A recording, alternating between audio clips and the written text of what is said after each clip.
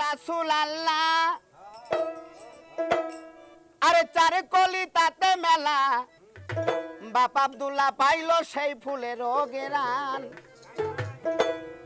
আরে মক্কাতে নারী ছিল অনেক গনা কারো ভাগ্যে জটিল না মায়া মেনা পাইলো সেই আসমানের ছায়া মক্কা মদিনায় এলো সোনার চাঁদ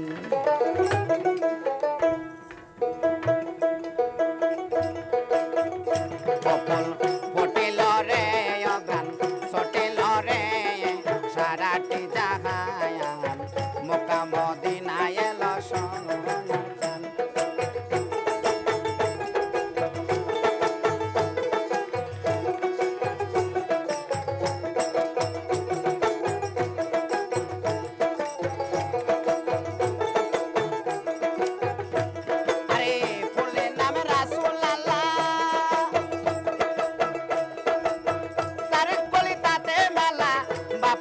পাইলো সেই ফুলের বেলা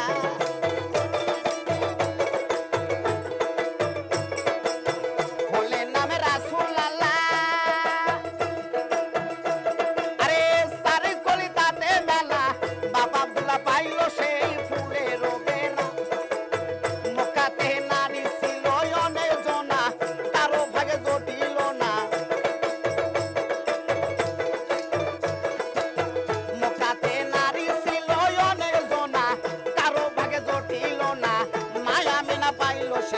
আসমানের ছায়া মক্কা মদিনায় এলো সোনার চাঁদ কপল ফটিল রে অগান সটিল রে সারাটি জাহায়ান মক্কা মদিনায় এলো সোনার চাঁদ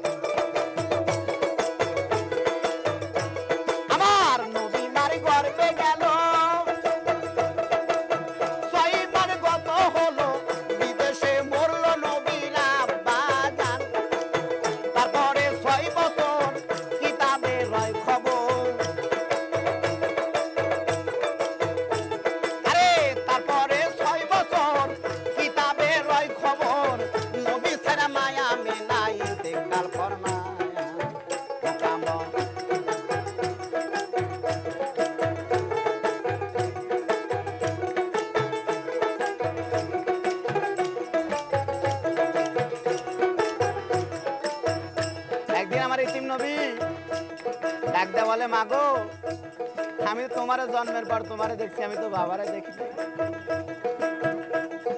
আমি তো বাবারে কখনো দেখি নাই আমার মতো শিশু যারা সবারই বাবা আছে আমার কি বাবা নাই তখন মা আমার না ডাক দকে বাবা রে তোমার বাবা যে তোমার জন্মের আগেই চলে গেছে ছোট মানুষ তাই বুঝে না কোথায় চলে গেছে আমার বাবা মায়া মেহনা শুনে রে কথা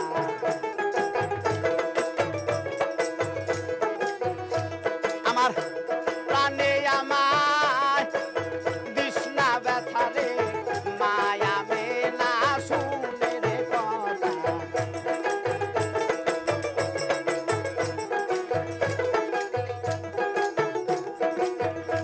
তাই ইতিম নবী বলে আমার বাবারে দেখতে চাই কোথায় আছে প্রাণের বাবা দেখাও না আমায় মায়া মেনা বলে চলো তোমার বাবার কাছে যাই এক নজর দেখে তোমার পরাণটা জোড়াই আরে মায়া মেনা শিশু নবী লয়ে চলে যায় বাবার কবরের কাছে যায় ইতি নবীর সদাই আরে এইটা তোমার বাবার বাড়ি বাবা পরাণ বুড়ে দেখো তাড়াতাড়ি রে এইটা তোমার বাবার বাড়ি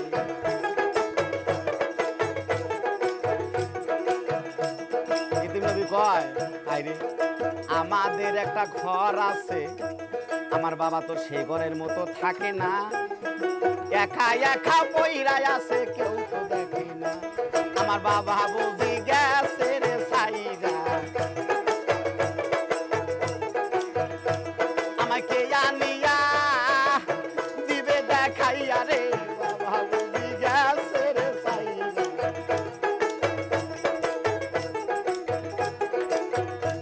আমার ইতিম নবী কান্দে হায়রে, কান্দে যারে যার, কান্দা দেখাই আল্লাহ বলে কি দোস্ত আমার নবী আমার কান্দে যারে যার।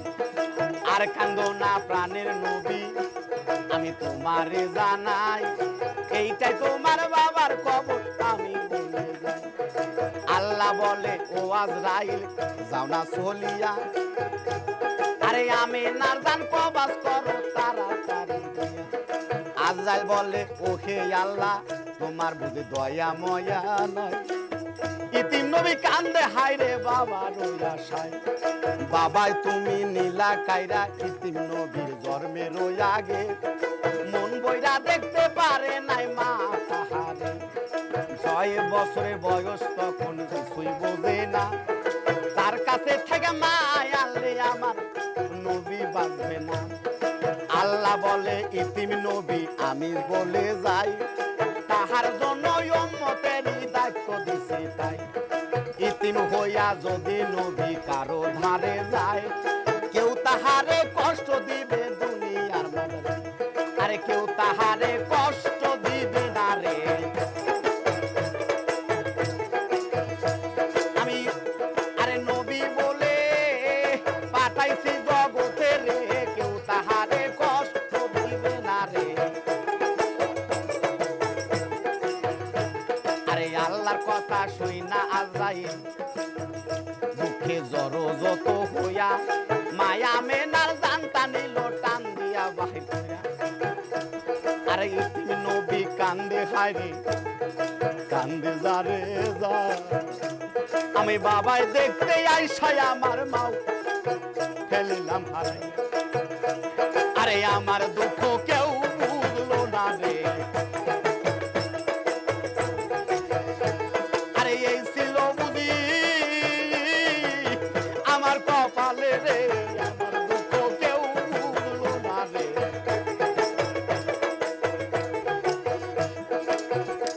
তাই দলিলে প্রমাণ আছে ওরে প্রাণের ভাই, ইতিম নবীর আরে ইতিম ছলের হাতে যে মাথায় যে হাত রাখিয়া যায়। আল্লাহ বলে ওরে বান্দায় আমার বন্ধু ছিল একজন ইতিম, তার মতো ইতিম এই জগতে আরো আমি সৃষ্টি করে দিই। তাই ইতিম ছলের হাতে 2 টাকা পয়সা করে দান, মাথায় হাত রাখিয়া যারা করে আশীর্বাদ। আল্লাহ বলে আমার নবী ছিল একজন ইতিম, ইতিম হইয়া যার মাথায় রাইখা দিল হাত। আমি প্রমাণ দিলাম ওহে দোস্ত তোমারে জানাই, তোমার মাথায় হাত রাখিয়া যে তোমায় আশীর্বাদ করবে তাই। আমি তো যোগে পূর্ব না তাহারে রে, ইতিম তোমার দোহাই নবী তোমার দোহাই দিলাম জগতে রে, দোযোগে পূর্ব না তাহারে রে। আসলে আমরা দলিলে শরীয়তের দলিলে বোঝা গেছে, যদি কোনো ব্যক্তি ইতিম একটা ছলের হাতে হাত দিয়ে টাকা নয় নাই দিল, খানা নয় নাই দিল, হাত দিয়ে যদি কেউ দোয়া করে, আল্লাহ পাক ওই দোয়াটা খালি করতে যতক্ষণ দেরি কবুল করতে দেরি করে না। কেননা এই ইতিম আমার রাসূলও ছিল, আমি তাকে ইতিম বানাইছি। সেই ব্যক্তি সেই ইতিম একজন ছল, তার হাতে তার মাথায় হাত দিয়েছে, আমি এখানে কি তারে কথা না শুনে পারি? তা আসলে পাক পাঞ্জাতনকে ভালোবাসা খালি মুখের থান ভালোবাসে নাই, আমরা যে স্বাদ গ্রহণ করি এই পর্যন্ত যত গরু গোস্ত খাই না, পোলা খাই না, কুরমা খাই, যত নাস্তা নোস্তা যতই খাই না কেন এই পর্যন্তই স্বাদ লাগে। আর পরে কি স্বাদ বোঝা যায়? হ্যাঁ, তাহলে এই পর্যন্তই স্বাদ লাগে, এই পর্যন্তই স্বাদ লাগে, তারপরে স্বাদ বোঝন যায় না। তাহলে যে স্বাদটা আমাদের যে স্বাদটা দিয়ে আমাদের দেহ গঠন করেছে পুরাটাই স্বাদ, তাহলে এই স্বাদ থেকে আমার স্বাদ তৈরি করতে হবে, এই সুতা থেকে সুতা তৈরি করতে হবে। আল্লাহ পাক বলেছে, হে বান্দাগণ তোমরা ইবাদত করবে, এটা ভুল হবে। যে কোনো কাজ করো না কেন ভুল হইতেই পারে, কেননা আমি তোমাদের ইবাদতের জন্য বানাই নাই। লাখোগণ ফেরেশতারা বলছিল, আল্লাহ পাক আমরা আছি সর্বক্ষণ আপনার জিকিরে মুখগুলো আছে আর সর্বক্ষণ আপনার জিকির করি, তাহলে এই মানুষ বানা খালি মারামারি কাটাকাটি করবো, জমি না পারাপারি করবো, নারী না পারাপারি করবো, বাড়ি না পারাপারি করবো, এটাকে বানানোর দরকার আছে? যেহেতু সর্বক্ষণ আমাদের খাওয়া নাই, নিদ্রা নাই, ঘুম নাই, আমরা সর্বক্ষণ আপনার ইবাদত করি, তাহলে এটা বানানোর দরকার নাই। তা আল্লাহ পাক বলেছিল, আমি যা জানি তোমরা তা জানো না, আমি তোকে যে ইবাদতের জন্য মানুষকে বানাবো না, আমি বানাবো প্রেমের জন্য, কেননা তার সাথে আমি প্রতিনিয়ত প্রেম খেলবো, তার সাথে আমি প্রতিনিয়ত প্রেম খেলবো। ইবাদতের জন্য মানুষকে বানানো হয় নাই, প্রেমের জন্য বানাইছে। সেই প্রেমটা যদি আমাদের ভিতরে না থাকে, আমরা তো কই যে আমরা হলো শ্রেষ্ঠ, আমরা শ্রেষ্ঠ, মানব জাতি শ্রেষ্ঠ, আল্লাহ ঘোষণা দিছে, এনে শ্রেষ্ঠত্ব তো রেখে জানাবো। আপনি আমাকে ইজ্জত করেছেন যে না ছেলেটা খুব ভালো, খুব আদবের, আপনি যদি তুই মুই হয়ে কই তাহলে কি আদব থাকলো? হ্যাঁ, আমাকে আপনি বানালেন শ্রেষ্ঠ, কিন্তু আমি তো শ্রেষ্ঠ হইতে পারলাম না, আপনার সাথে বাদবি করলাম। হ্যাঁ, আল্লাহ আমাকে ঘোষণা দিছে, আমাকে উপহার দিছে যে তুমি শ্রেষ্ঠ, কিন্তু আমি যদি আল্লাহর সাথে নাফরমানি করি, এই জগৎ দেশে যদি মানুষের সাথে নাফরমানি করি, তাহলে কি আমি শ্রেষ্ঠ থাকলাম? হ্যাঁ, তাহলে আমি কিন্তু শ্রেষ্ঠ থাকলাম না। তাহলে শ্রেষ্ঠ থাকতে গেলে পরে শ্রেষ্ঠ বজায় রাখতে হবে আমাদের। আল্লাহ আমাকে যে ডিগ্রিটা দিয়েছে, এই ডিগ্রিটা যেন বজায় থাকে। আল্লাহর কোনো হুকুম মানতে পারি নাই, যা ঘুমের ঘরে কান্দি, আল্লাহ মাফ করে দেবো, কিন্তু যখন কান্না না আসবে, আল্লাহ পাক বলেছে যত ইবাদতই করো না কেন ওর ভিতরে ভুল থাকতে পারে, কিন্তু আশেকের 2 ফোঁটা চোখের পানি কোনো ভুল নাই, নাকি কন?